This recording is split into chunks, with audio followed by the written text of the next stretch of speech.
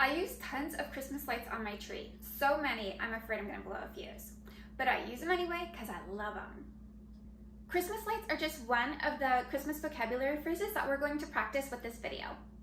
If this is your first video with me, hola, I'm so glad you're here. Me llamo Nicole, and I have fun activities to help you learn Spanish.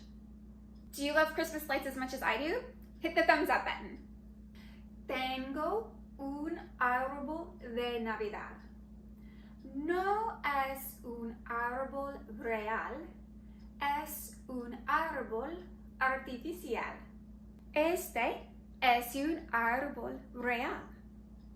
Tengo muchas luces de Navidad.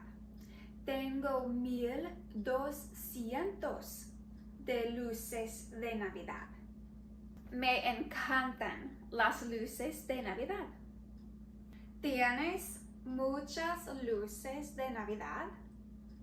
¿Te encantan las luces de Navidad? Voy a poner todas las luces de Navidad en el árbol de Navidad. ¿Vas a poner las luces de Navidad en el árbol de Navidad? ¿O van a poner tus padres las luces de Navidad en el árbol de Navidad? Pongo las primeras luces de Navidad en el árbol de Navidad.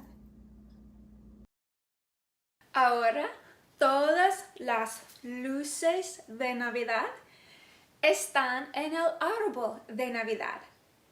No tengo una estrella para el árbol de Navidad.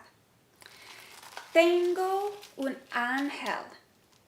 Es un poco feo, pero es de mi abuela. ¿Tienes una estrella o un ángel para tu árbol de Navidad? Tengo muchas decoraciones navideñas. ¿Tienes muchas decoraciones navideñas? Tengo un nacimiento. ¿Tienes un nacimiento? Tengo Papá Noel y un reno muy pequeño. ¿Tienes Papá Noel o un reno? Tengo una decoración navideña con leche y galletas. ¿Tienes una decoración navideña con leche y galletas? Esta decoración navideña con Chip y Dale es mi favorita. ¿Qué decoración navideña es tu favorita? Pongo la decoración navideña en el árbol de Navidad. Ahora tengo las decoraciones navideñas en el árbol de Navidad.